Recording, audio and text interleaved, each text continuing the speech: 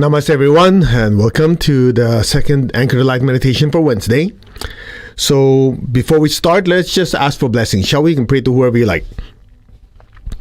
To the Divine Supreme One, Divine Father, Mother, to all the spiritual elders, holy masters, saints, archangels, holy angels, spiritual helpers, personally to my teacher, Master Chok Sui Mahagu Jumailing, we thank you for divine light, divine love, divine guidance, help, healing, and divine protection. Thank you for blessing us with a loving heart, an intelligent mind, and a powerful will that we may be of service to others. We thank you in full faith, and so it is. All right, so let's talk about nothingness. You know, you talk to a monk, you say, what are you doing? I'm meditating. On what? Nothing.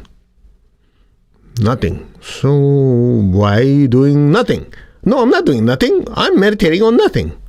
Same thing. All right.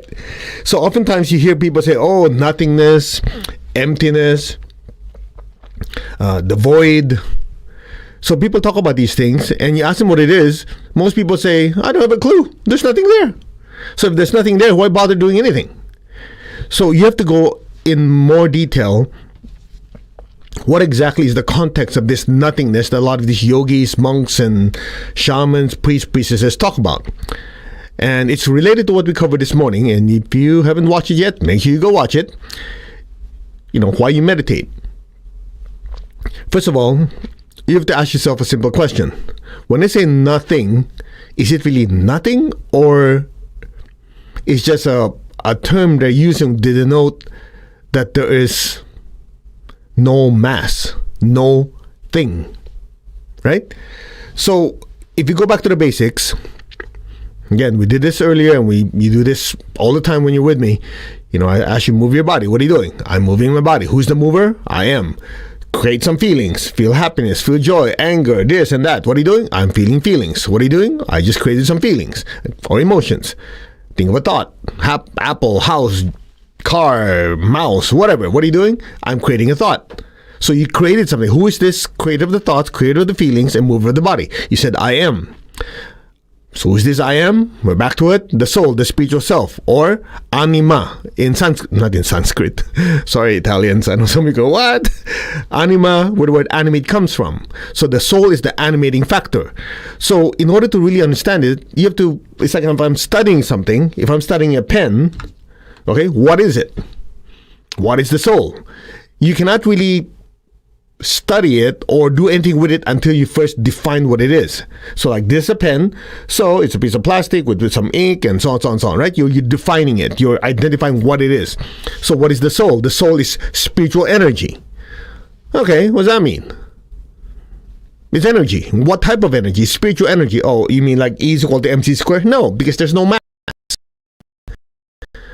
At the same time, not only is it energy, it has consciousness and awareness. Okay, so the way my teacher explained it is, the soul is spiritual energy with consciousness and intelligence. What is it made of? It's just made of frequency, pure energy, with no mass. That's why when a monk is meditating, when they're not putting their attention on the body, the emotions, the thoughts, or anything that's tangible in any way, still conscious, they're meditating on nothing. So it's called nothing because it is devoid of mass. It's just pure energy. Now, why is this important to know? You know, based on what we know at this time, if you ever studied science, quantum mechanics, they say that if you pick anything, right, there you go, a thing, it's made of molecules, whether it's solid, gas, or liquid, right? Solid, gas, liquid, yeah. Okay, now you have molecules. Molecules are made of what? Atoms. So in between molecules, there's spaces. And if you go a little further down, you go, molecules are made of atoms. In between atoms are what? Spaces. Empty spaces. And an atom is made of what? A nucleus and one or more electrons. In between is what? A space. And you go deeper. The nucleus is made of neutrons and protons. Or neutron and proton, you know, one or two of them, whatever. In between is what? Spaces. And neutrons, if I'm not mistaken, are made of quarks. And they get smaller and smaller. And then according to quantum science, they say that the nucleus is actually 99 point something percent space. Now, if you go deeper, you go, Okay, so if it's space, then it's empty. No, it's not empty. It has no thing. In other words, it doesn't have mass. So in between these masses of atoms, electrons, and whatever else, it's actually empty space. But that empty space is just empty of matter, but it's made of pure energy. So the soul, interesting enough, is also pure energy with no mass. So when you're doing your meditation, when you start experiencing nothingness, you seem to experience a certain expansion. The question is why? We go back to that atom again. So that nucleus, that space, that is mostly what has the nucleus, is what permeates the entire universe. And according to science, they say if you have 1 cup, if I remember correctly, 1 cup or 1 cubic inch of this pure energy, and you can harness it, it could light up a whole city for days or weeks, or what do you say? Vaporize all the water in the entire world with that little cup. That's how much energy potential there is. Now, let's put the two things together. This is where science and spirituality merge. You, the soul, the spiritual self, is made of that same pure energy and probably even more refined. So when you're doing your meditation and spiritual practice, when you get to that depth of nothingness, you now have access to that entire network of pure energy. And according to science, again, we're limited to our knowledge right now, they call it the quantum flux field, or whatever word you want to use. And that's where they say, yeah, you know, that quantum flux field is quite interesting. Something happening on one side of the universe has a corresponding effect on the other side of the universe, and they're so far apart, they're light years away. In other words, it takes light a year to get there. So there's no way for somebody to transmit something to get there that quickly. Yet the two occurrences happen simultaneously. They go, wow, quantum entanglement. The yogi goes, you make it so complicated, we just call it oneness. Right? So I remember stories of yogis.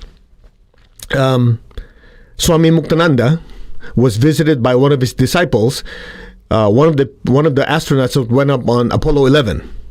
I know it's not Armstrong, it's one of the other two, Aldrin, or I don't remember who it is, but anyway, one of the other two is a disciple of Swami Muktananda. And according to the story, is when he visited the teacher to ask for his blessings before he went up on a spaceship, the teacher told him, when you get to this part of the moon or this part of space, you will see this, and this. Well, the student, the disciple, or the astronaut had nowhere to say yes or, it's true or not true. He says, okay, thank you for your blessing. Went up on his trip, came back, went back to the teacher, says, Swamiji, how did you know? You're exactly right. Whatever you said, it was there. The teacher goes, I know, I've been there. You go, how's that happen? And of course, a lot of you know of Satya Sai Baba, okay? There's another great teacher also called Sai Baba of Shirdi. If you're from India, talk about Shirdi is a place. And same story. Well, similar story. This teacher, one day looked at his student one night and told one of the students, says, thank you for feeding me. The student goes, Master, I just met you tonight. I wasn't with you this morning. The teacher goes, yeah. Actually, when you fed that hungry dog this morning, you fed me. And the people go, the teacher became a dog to teach the woman humility and love. No. What it is the consciousness of the teacher is so expanded into that quantum flux field that whatever the student is doing, the teacher can sense. And of course, if you're from India, you heard of stories where this great teacher, Sai Baba of Shirdi, have millions of disciples all over the world, and he's never stepped out of his small village. That's without internet, by the way. So before you say, that's easy, he was video streaming. Hello, there was no video stream at that time. And yet, students were able to experience the teacher's presence in their dream, in their meditation, as if the teacher's standing in front of you. How is that possible? So let's go back. This so-called nothingness, the soul is made of pure energy with consciousness. And so you heard of people going, oh yeah, I heard of bilocation and whatever location. And I remember my teacher, Master Chokoksi, was explaining, no, you guys are making it way too complicated. It's as simple as this. Just imagine you have a TV tower and radiating signal over a certain diameter, or a certain radius. So in that circumference of signal, the signal from that TV tower is omnipresent within that circumference. So that means if you have, 100-mile radius, any device that turns it on will get the same signal. So that signal from that TV tower is omnipresent within that locale. Now just imagine the soul, the spiritual self, is made of pure energy with no mass. So the bigger the chakras, the bigger the spiritual connection, the bigger the expansion of that energy.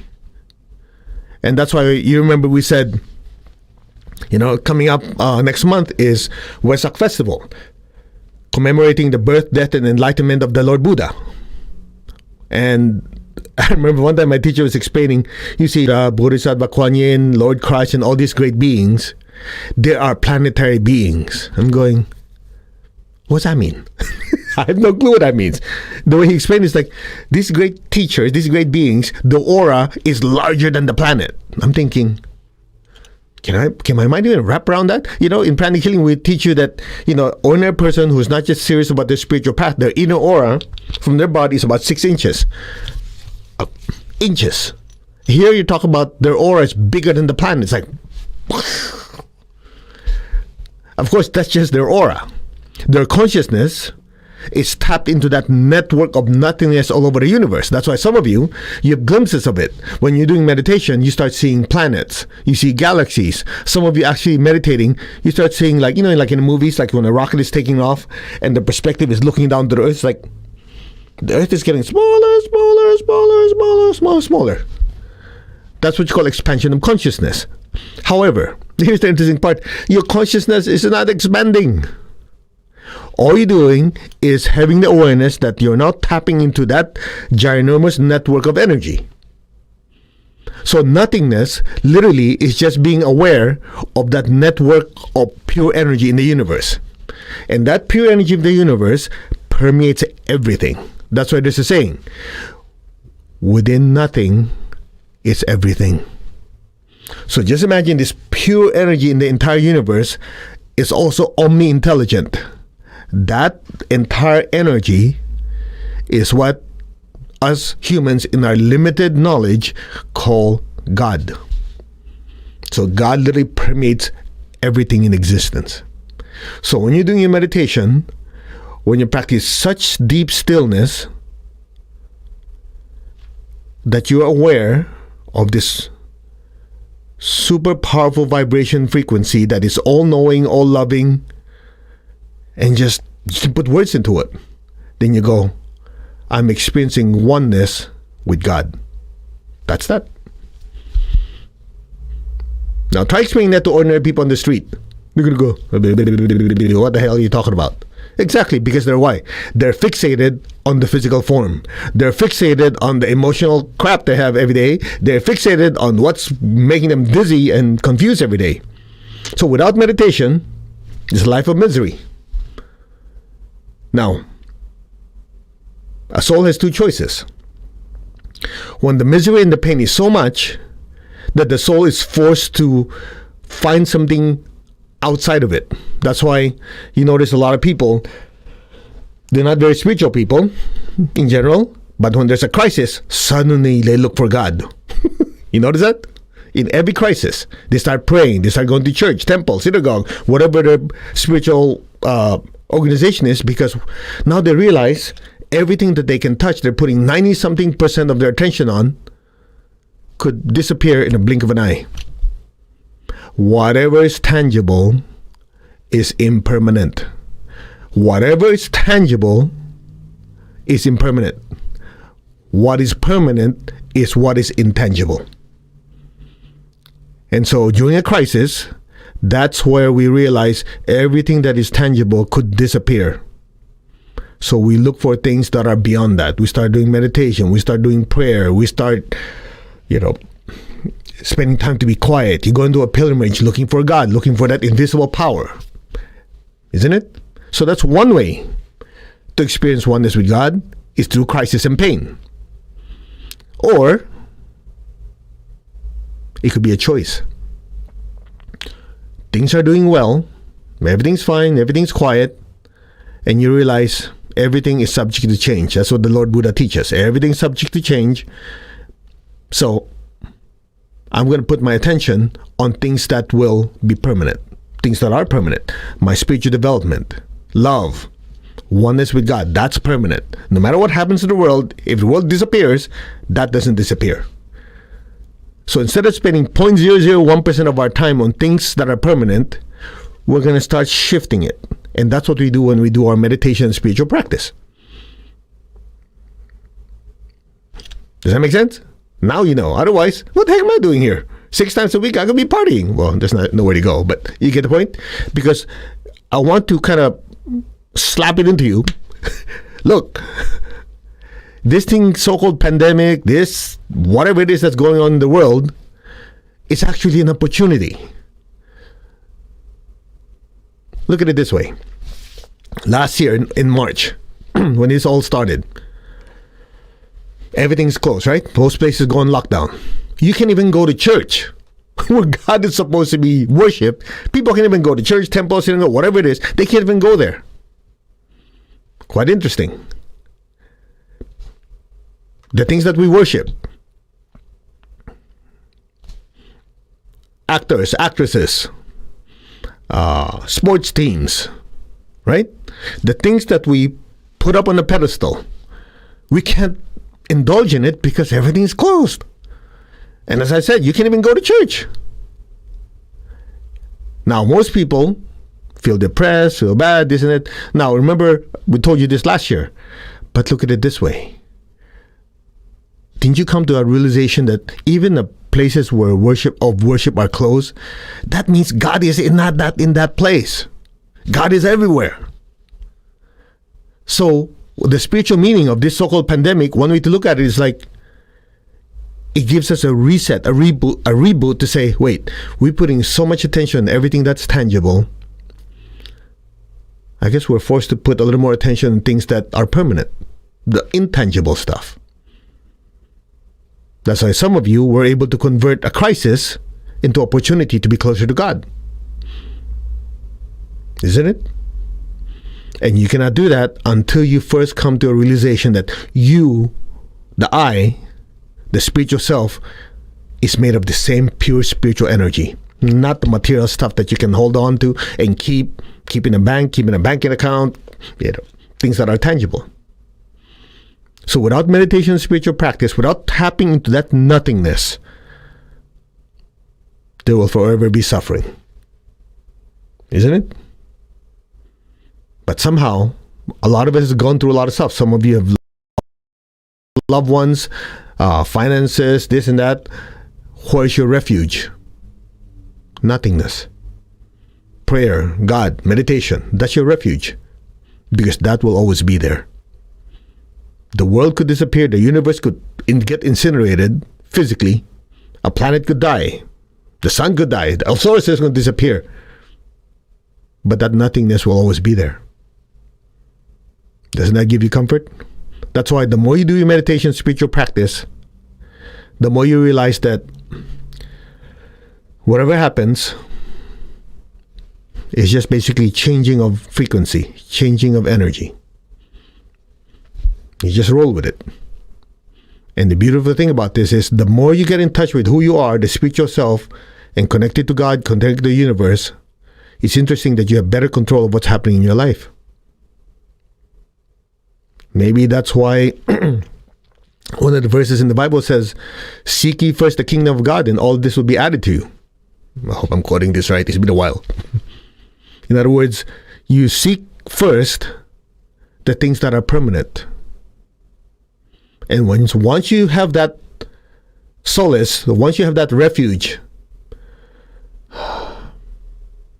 then from there, you can have inner peace and stillness, and you can handle whatever comes to you.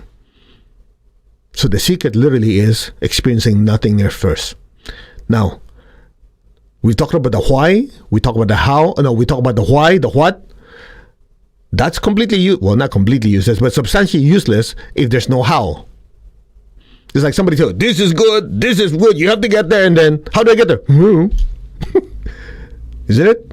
So that's why we do the meditation. Now, again, there are many types of meditation.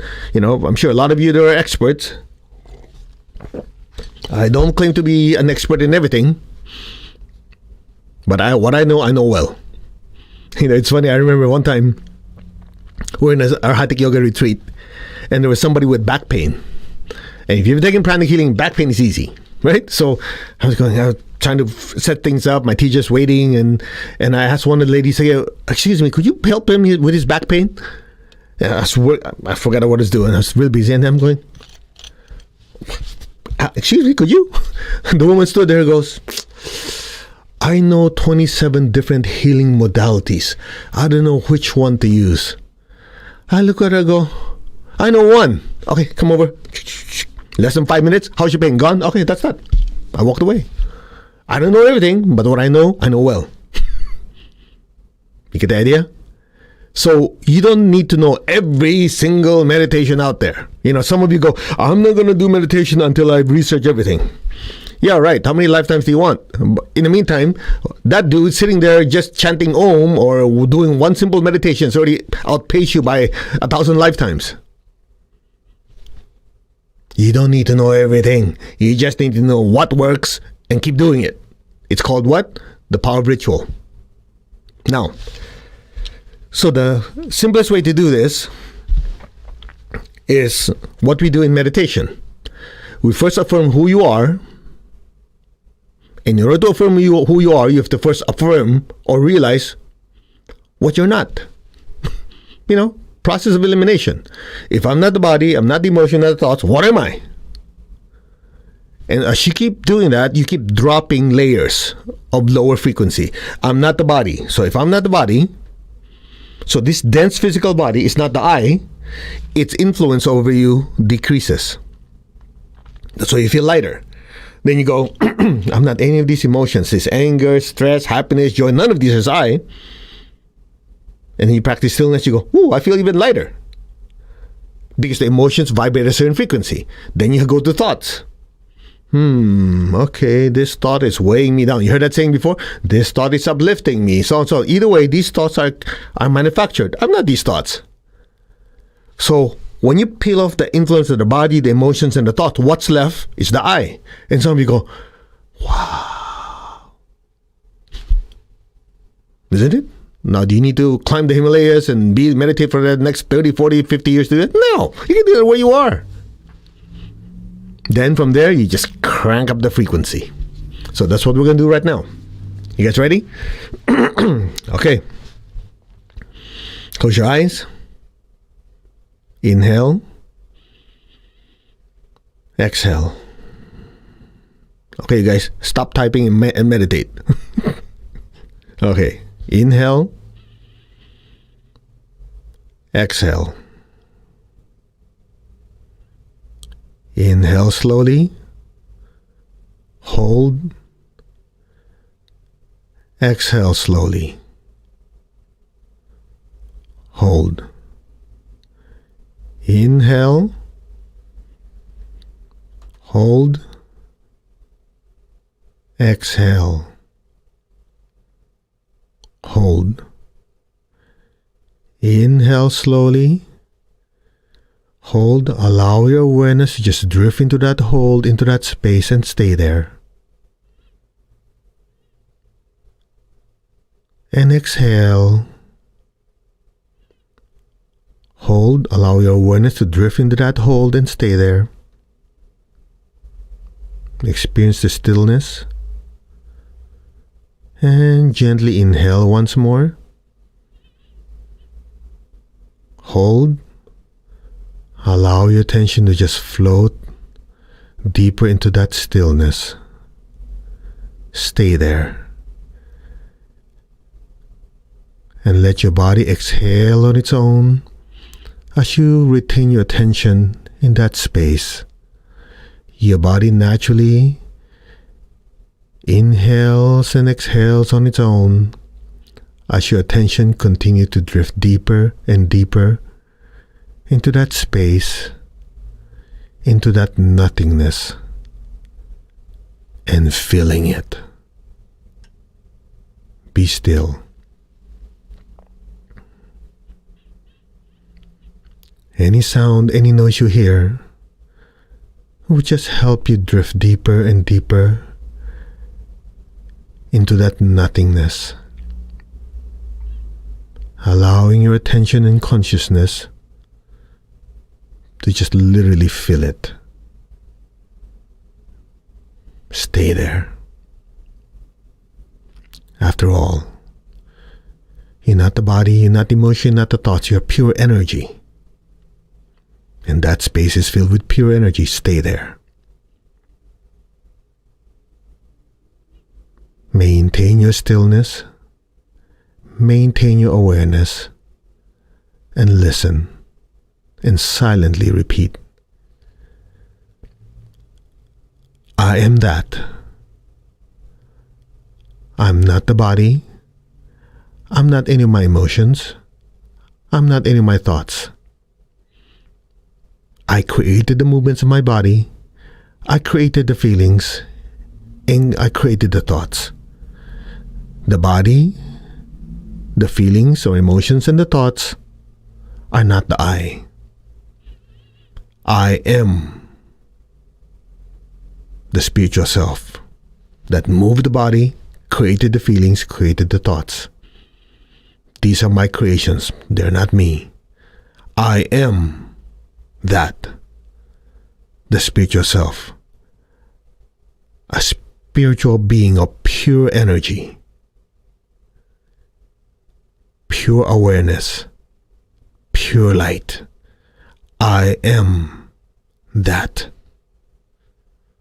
Be still.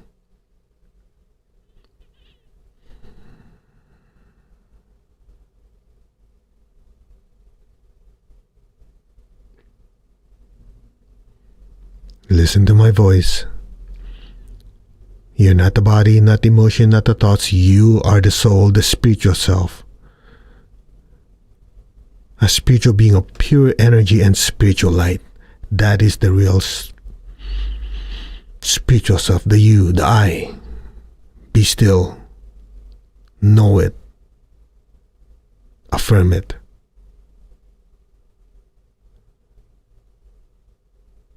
That is your true being. Be still.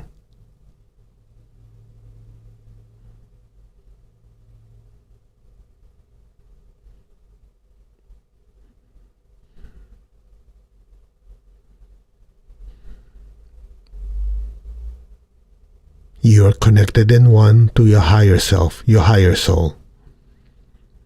You are connected in one to the divine spark, the divine spirit that is you. You are one with a universal consciousness. You are one with God, you are one with all. That is your true nature. Be still.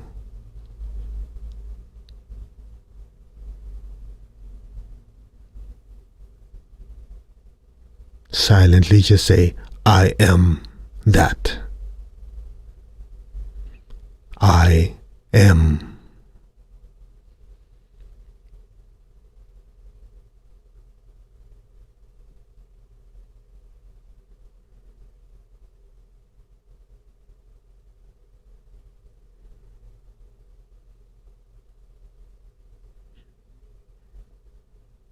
Let go.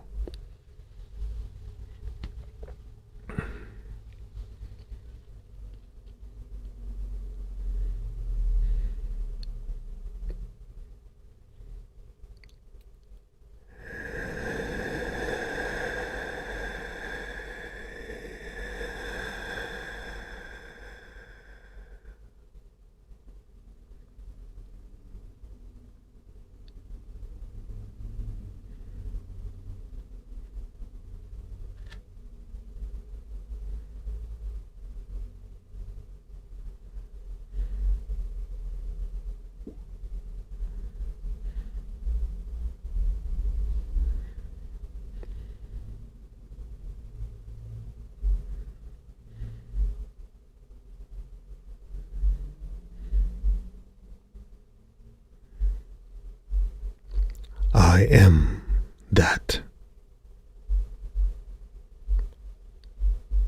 I am.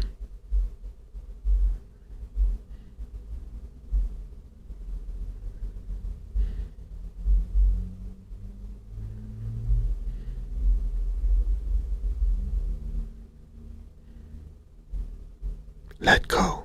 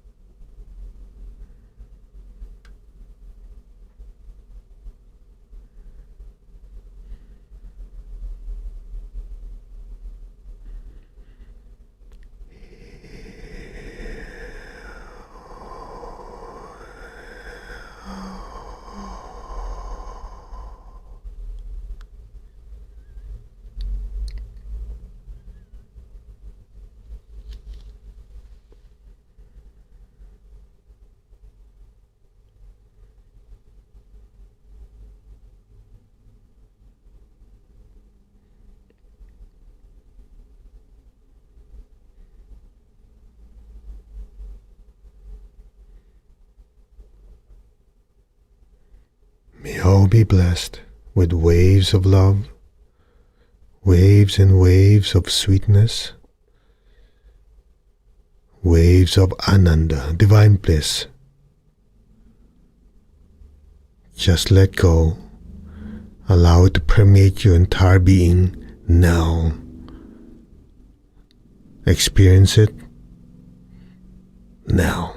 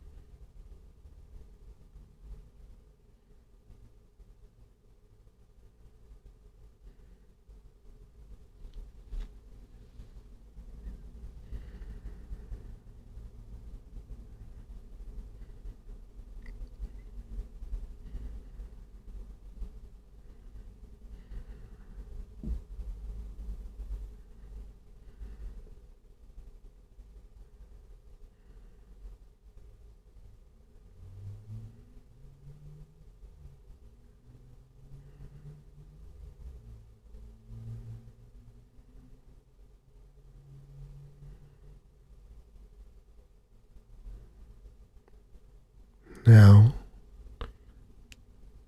gently and slowly come back to your body. Move your fingers and move your toes.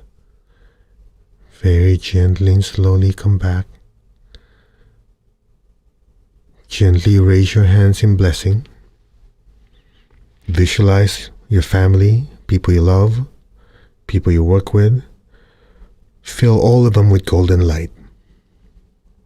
May all of them be blessed with good health, with happiness, with prosperity and spirituality. So be it.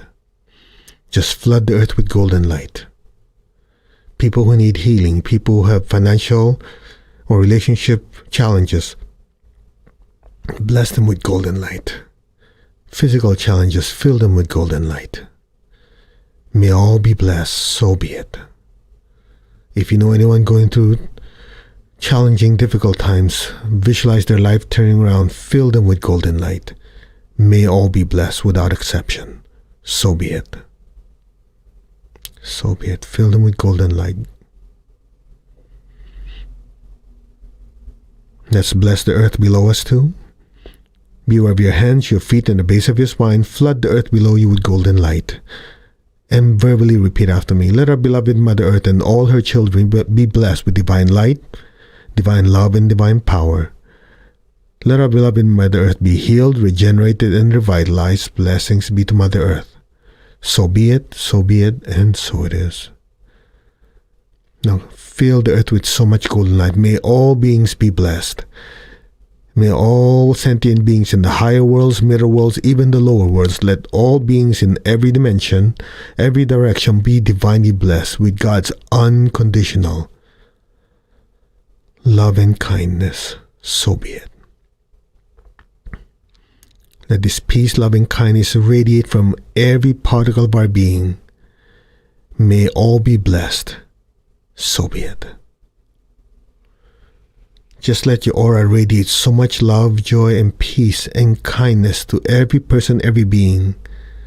Now. From the center of the heart of God, may all be divinely blessed through me. So be it.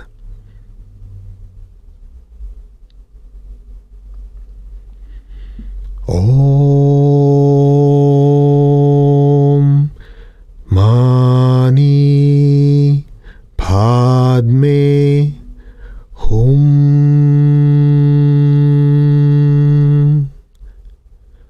Om Mani Padme Hum.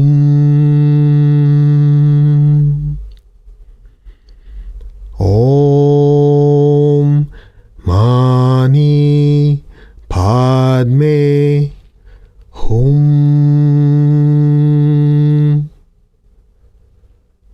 Om Mani Padme Hum.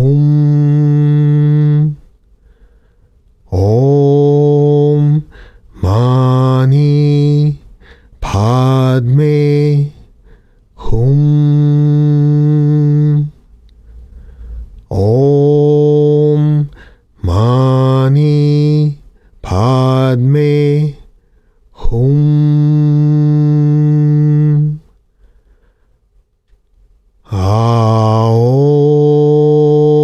Aum Mani Padme Hum.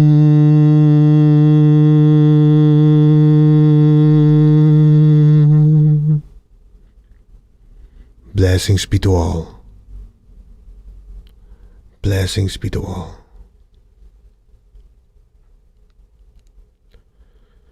And so it is.